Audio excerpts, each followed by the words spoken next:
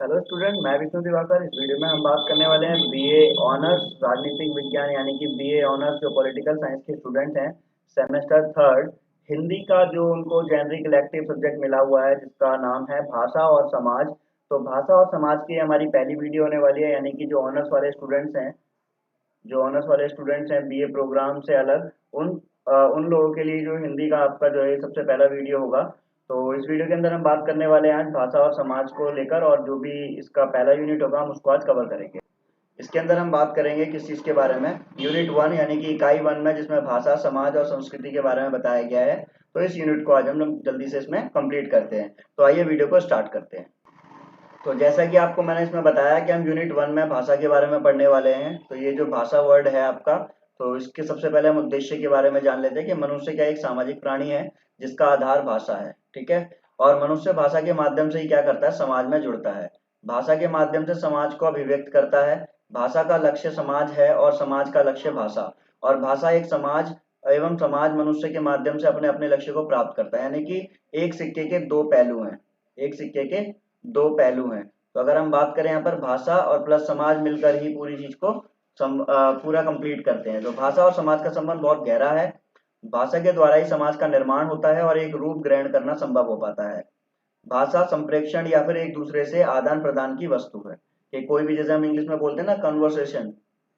ठीक है। तो ये भाषा वही है। अब हम आगे चलते हैं इसमें।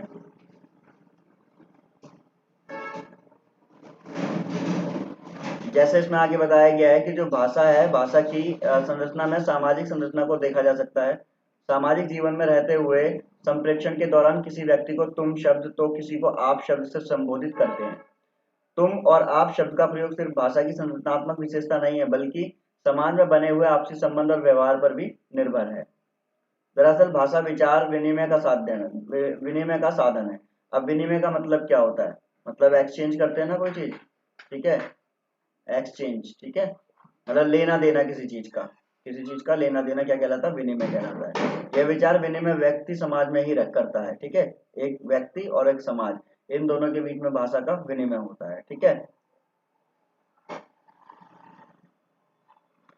अब सबसे पहले हम बात करते हैं यहाँ पर किसकी, उसकी प्रस्तावना की। तो भाषा विज्ञान दो शब्दों के मेल से बना है, भाषा और विज्ञान। अब ये जो शब्द हैं, भाषा का अर्थ क्या होता है, वैज्ञानिक अध्ययन जिस पद्धति से किया जाता है उसे भाषा विज्ञान कहते हैं। यानी कि भाषा का वैज्ञानिक अध्ययन जिस पद्धति से किया जाएगा उसे क्या बोला जाएगा, भाषा विज्ञान। भाषा के कारण ही मनुष्य का सर्वत्र और व्यापक विकास इस संसार में दिखाई देता है, कि अगर भाषा है तो ही मनुष्य का जो है विकास हो पाएगा।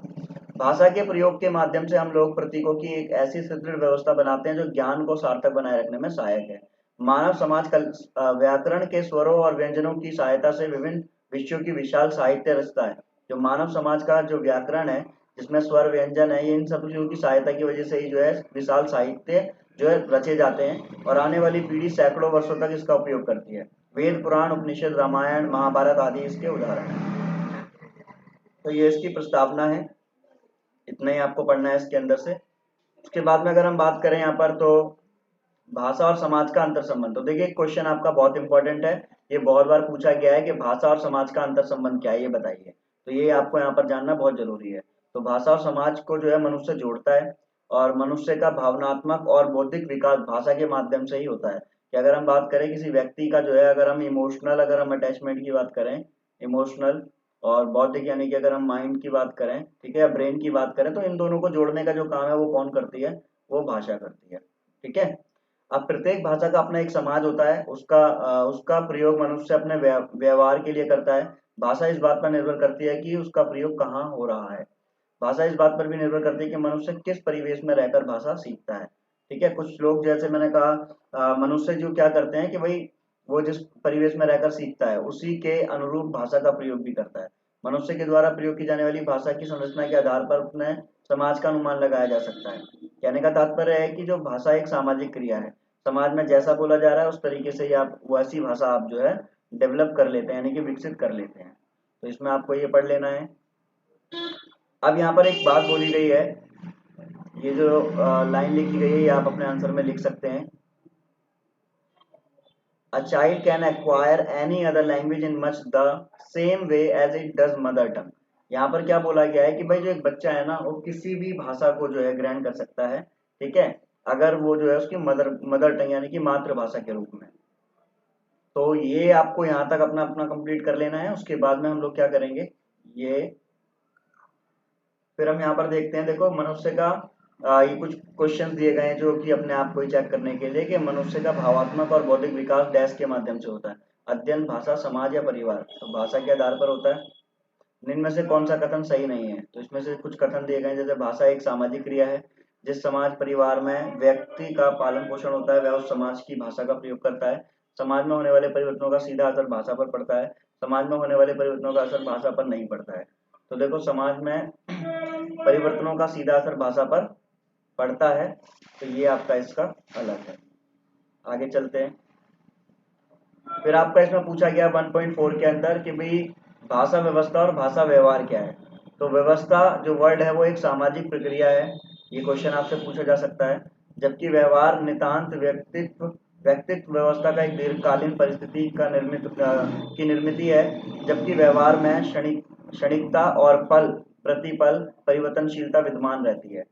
अब जहाँ तक की अगर हम बात करें भाषा के संदर्भ में, तो भाषा व्यवस्था और भाषा व्यवहार का सवाल है, तो भाषा एक व्यवस्था से निर्मित होकर व्यवहार की निर्मिति में आकर भाषिक आदान प्रदान का उपक्रम बनाती है। आदान प्रदान का मतलब क्या है, लेन देन, यानी कि जैसे इम्पोर्ट एक्सपोर्ट हम बोलते हैं, सेम वही। तो भाषा मनुष्य की सर्वोत्तम उपलब्धि है, सबसे बड़ी बड़ी उपलब्धियों में से एक उपलब्धि भाषा भी है, और भाषा के माध्यम से ही मनुष्य सामाजिक बनता है। भाषा है तो मनुष्य सामाजिक प्राणी है, वरना उसकी कोई पहचान नहीं है।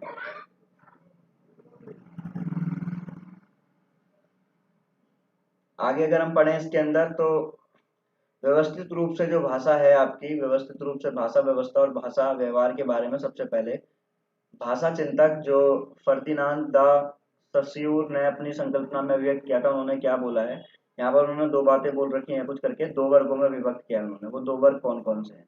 भाषा के संदर्भ में एक कालिक और अनेक कालिक अध्ययन को उन्होंने परिभाषित किया है। लॉन्ग ए पैरोल की अवधारणा सस्यूर की दूसरी महत्वपूर्ण अवधारणा है। पैरोल भाषा का मूल रूप है जिसको व्यक्ति उच्चारण करता है, किंतु उच्चारित रूप के अतिरिक्त भी भाषा स्वयं में एक व्यवस्था है जिसके आधार पर उस भाषा को बोलने वाले लोग प्रयोग करते हैं। अब सयूर ने कहा है कि लॉन्ग परस्पर संबंधगत तत्वों की भाषिक व्यवस्था है, और शब्द भंडार व्याकरण या संरचना, या फिर हम बात करें ध्वनि प्रक्रिया के आधार पर भाषा एक दूसरे से जुड़े होते हैं। तो ये दोनों चीजें क्या होती है, एक दूसरे से जुड़ी होती है, ठीक है। अब आज के भाषा समाज में सस्यूर इतने महत्वपूर्ण क्यों हो जाते हैं, इस पर विचार करने की जरूरत है। सस्यूर ने लॉन्ग और पैरोल के माध्यम से भाषा व्यवस्था और भाषा व्यवहार के जो अंतर संबंध है उनके अन्योन्याश्रित संबंधों पर विस्तार से अपनी बात भी रखी है। तो ये विचारक है जिन्होंने अपने यहाँ पर विचार इसमें प्रकट किए हैं।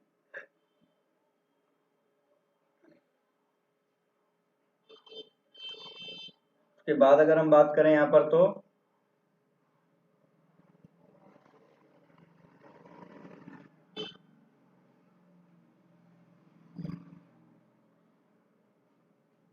समाज भाषा विज्ञान और उसका स्वरूप। अब समाज भाषा विज्ञान और उसका स्वरूप क्या है, इसमें से आपको क्या पढ़ना है। समाज भाषा विज्ञान शब्द तीन शब्दों से मिलकर बना है, समाज, भाषा और विज्ञान। अब समाज मानव समुदाय को कहते हैं, और ये मानव समुदाय जो है विचार विनिमय के लिए उच्चारित ध्वनियों द्वारा उस समाज की बोली या भाषा का प्रयोग करता है। और भाषा का संरचनात्मक और व्यवहारिक रूप से जब अध्ययन किया जाता है तो उसे भाषा विज्ञान कहते हैं। और आशय यह है कि समाज भाषा विज्ञान में समाज भाषा विज्ञान तीन अलग अलग स्ट्रीम्स का संयुक्त अध्ययन किया जाता है। तो समाज भाषा विज्ञान भाषा की संरचना का प्रयोग के सभी पक्षों का अध्ययन करता है जिसका संबंध सामाजिक और सांस्कृतिक कार्य के साथ में होता है। तो इस वाली यूनिट में से जो आपके क्वेश्चंस हैं वो आपके इस तरीके से बनेंगे। भाषा और समाज के संबंध बताइए, जो हमने अभी अंतर संबंध पढ़ा था। भाषा के समाज शास्त्र की संकल्पना, व्यवस्था, भाषा व्यवहार, ठीक है। तो भाषा और समाज के संबंध, ये वाला क्वेश्चन आपका इम्पोर्टेंट है, यानी कि आपको जरूर पढ़ना है। Thanks for watching.